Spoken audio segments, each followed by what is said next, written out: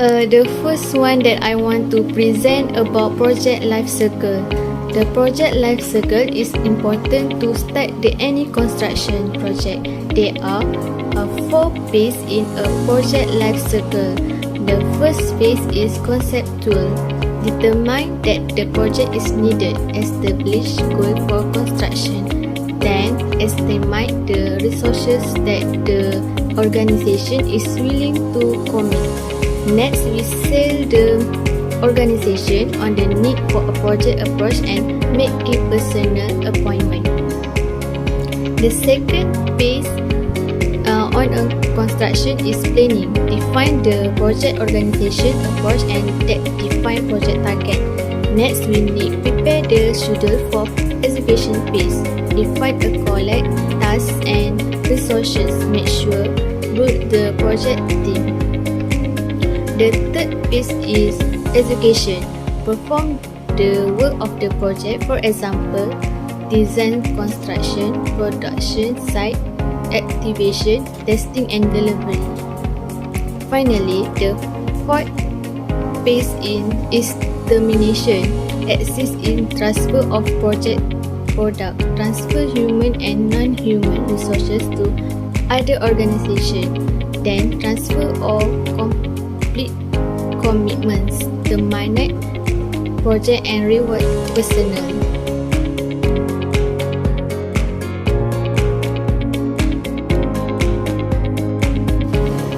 Next, that I will present about activity involved during construction project. The first point is construction supervision.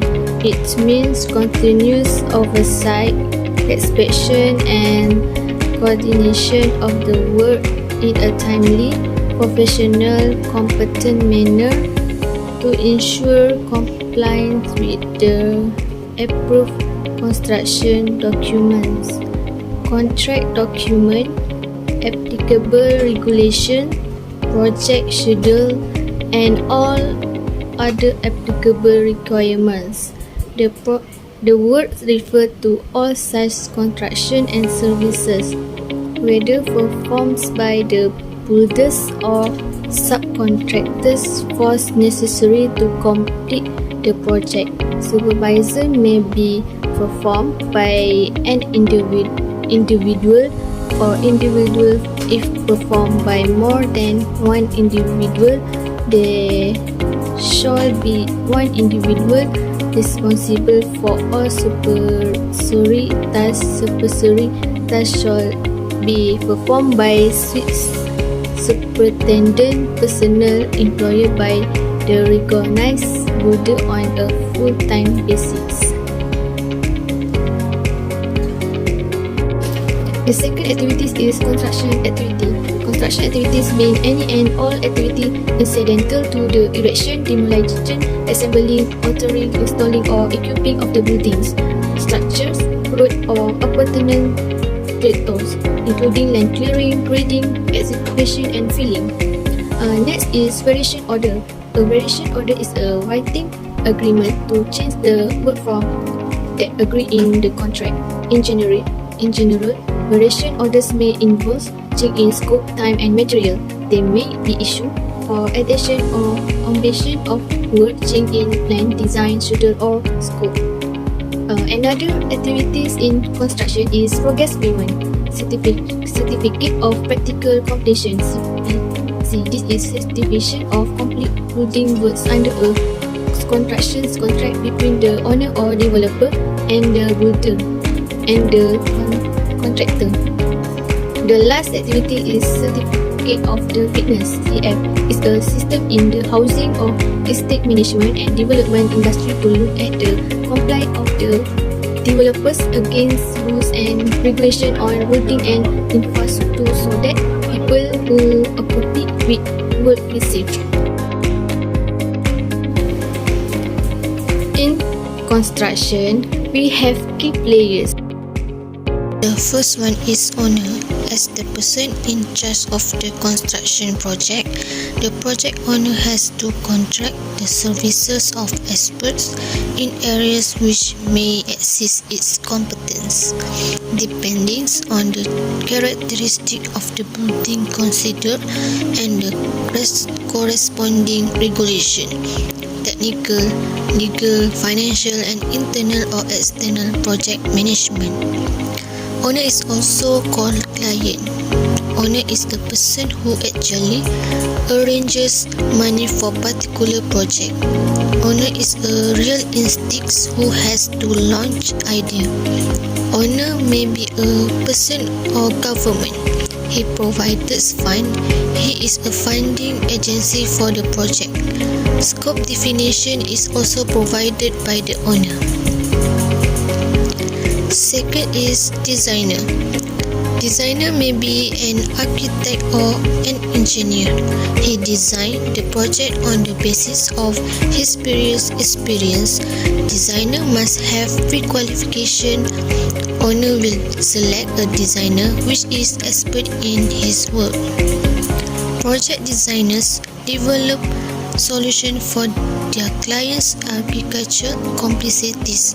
They intend and create project designs and plan with the responsibility for preparing presentation and designing drawings. The next key players is art and architects. Architects are professionals trained in the art and science of building design.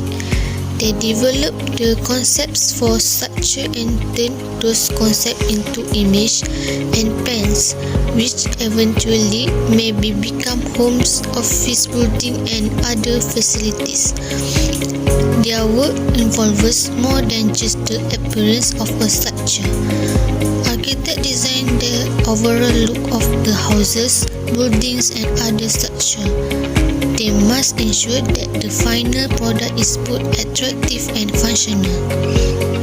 Architects also often manage contracts. Another key player is engineers. An engineer is a professional who is involved in inventing, designing and maintaining a variety of machines, structure and data and systems.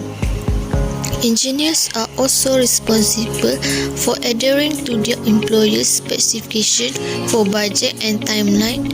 Engineers and experts in their field creating an innovation constantly. Last is contractor. Contractors are responsible for supplying the necessary equipment, material, labor and services to complete your project. They hire specialist subcontractors to perform either a portion or all of the work. Contractors use subcontractor agreement to protect themselves and the subcontractors they hire.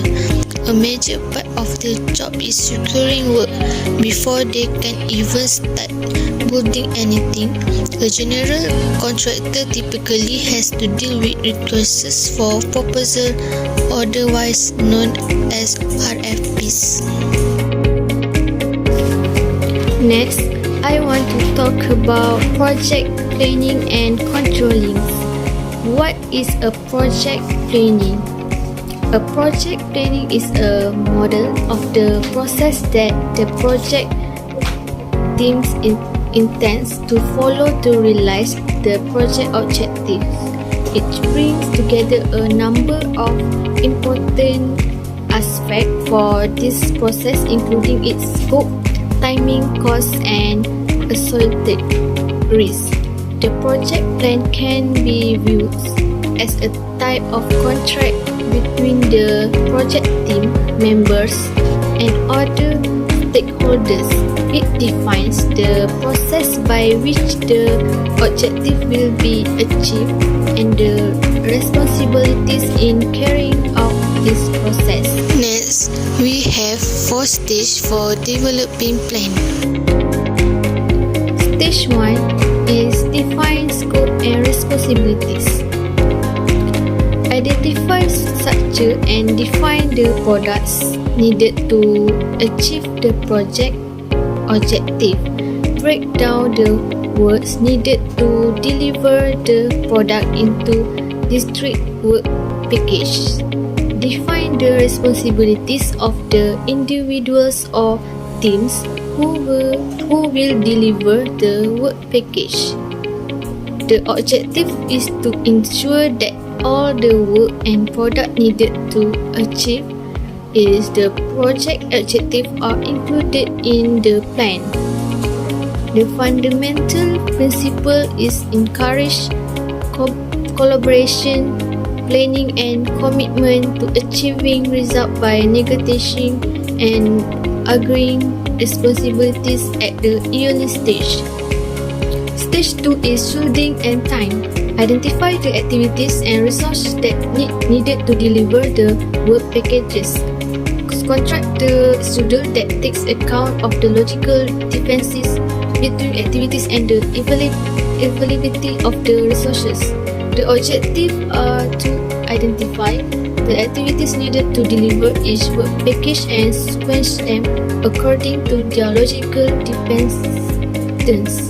The fundamental principle is the time and resources needed to complete each activity usually depend on the sequence in which the activity is carried out. Stage 3 is cost estimating and budgeting.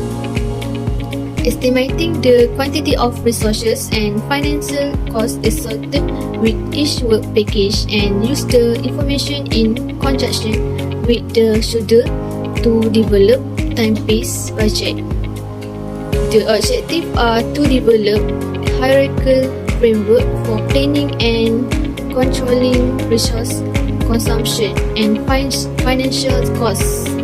The fundamental principle is since the budgets are normally constraints, we need to monitor actually costs against planned costs on a regular basis to ensure that timely corrective action can be taken if there is a significant variance.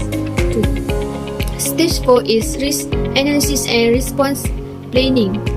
Identify and analyze the risks associated with each work package and evaluate a range of options of handling them. The objectives are to develop cost-effective risk management action and incorporate them into the plan. The fundamental principles, which is once the plan has been developed, should still be considered a draft until its risk content has been analyzed.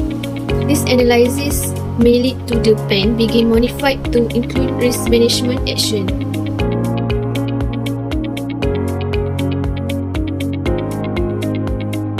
Gantt chart. A Gantt chart commonly used in a project management is one of the most popular and useful ways of showing activities, tasks or events displayed against time.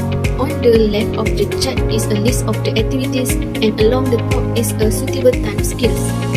Each activity is represented by a bar. The position and length of the bar reflects the start date, duration and end date of the activities. The next is critical path method.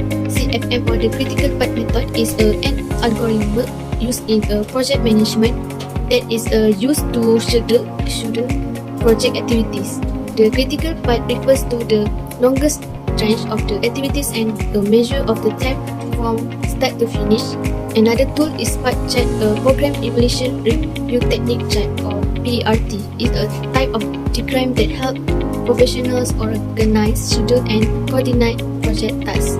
Project managers or of the business professionals use these charts to track a project's timeline, and developers after that is work breakdown such a project management tool that take a step-by-step approach to complete large project with a several moving pieces. By breaking down the project into smaller components, a WBS can integrate scope, cost and deliverables into a single tool. Lastly, project documentation. Project management documents that are created throughout the project lifecycle. These documents, such as the project plan, project schedules, or project budget, define activities, procedures, and guidelines that the project team should follow. Documentation is a great tool in protecting against lawsuits and complaints. Documentation help ensure consent and expectation is held to the narrative for decision made and how yourself or the client responded to different situations. Next, I will explain about project controlling. What is the project controlling? Project controlling monitors and compares planned objective requirements, risks, schedules, and budgets.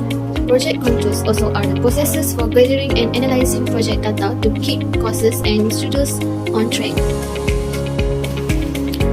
Here's project controlling have 5 steps in the control process. The first step is set performance. Before a project manager can begin holding their team and project to a set up standards, they first need to develop those standards. A performance standard is a goal that must be met for the project to be considered on track or successful. The project team is held to these standards throughout the active phase of the project, which give them guidelines and benchmarks to steer their attention towards. Standards also offer project managers a critical yardstick for understanding a project status.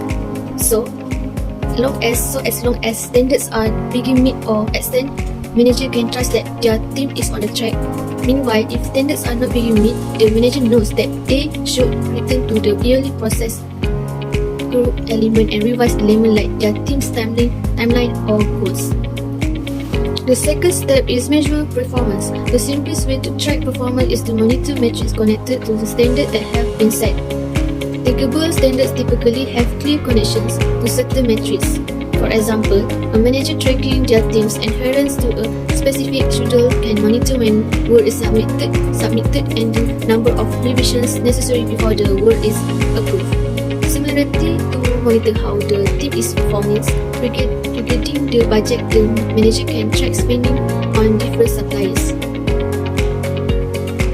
The third step is compare actual performance with standards. The manager can identify gaps between the standard and their team's actual performance. This gap may be both positive, where the team is exceeding standards, or negative, where the team has failed to meet goals. Positive gaps are good news and a sign that the manager was appropriately consideration in their estimates. This gap can be monitored and the team priced, but otherwise require no additional action. Negative gaps spell problem for a project. Once a manager identifies a failure to achieve standards, they need to further investigate the gap to determine its size and severity. The next step is analyze deviation. Once a project manager has identified places where this team is failing to meet the standard, it's necessary to understand why those failures are occurring. If a project manager has invested appropriate time and effort into the various process groups, then deviation should be rare. When they occur, is a sign that the manager did not fully account for all elements of the project requirements of procurement. Identify the elements that were missed is essential for effectively revising the standard or activity involved in the project to achieve the original goal. The last step is take corrective action. The sooner a manager identifies a deviation from their standards, the smallest the deviation is likely to be. As a result, the necessary corrective action are also likely to be smaller and less resource intensive.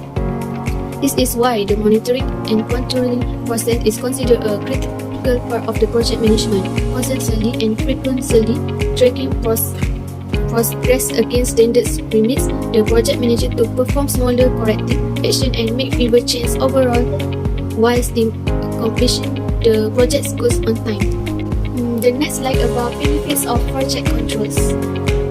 Number 1 is reduce project costs through ability to make timely decisions using KPIs. Number 2 is increase project predictability for cost and completion date. Number 3 is increase visibility into the financial health of the project as it progresses. Number 4 is ability to mitigate project scope creep. Number 5 is meaningful benchmarking data for future project viable such a project. Number 6 is increase margin when working in a fixed price environment. Number 7 is improved reputation for properly managing and controlling projects. Number 8 is competitive advantage over organization with less mature project management capabilities. Number 9 is increased job certification for project team members. Reports that every project controls team should have. Number one is cost report. One of the most frequently used tools for communicate as status reports should include all metrics regarding project costs. Example of metric on cost including actual budget, consumed so far, committed expenditure such as contract signed with vendors for work yet to be completed, and ratio of actual versus planning work as of a given date. Number two is change management. Register scope creep is a common challenge for most project managers. A change manager's register keeps track of change in scope from the interior statement of work or estimate. It identifies how much extra cost the project has to incur and how much the project may be delayed because of the addition in scope. Number three is risk register. A risk register is a document that manages risk and records contingency dollars associated with a non-risk in a large team, and risk register provides visibility to everyone about the top areas of concern. It lends clarity to stakeholders by addressing what if scenarios and correlating this scenario to their risk worthy. It also puts more predictability into project as the team members can review past occurrences of the change of or risk to anticipate how it may affect this project.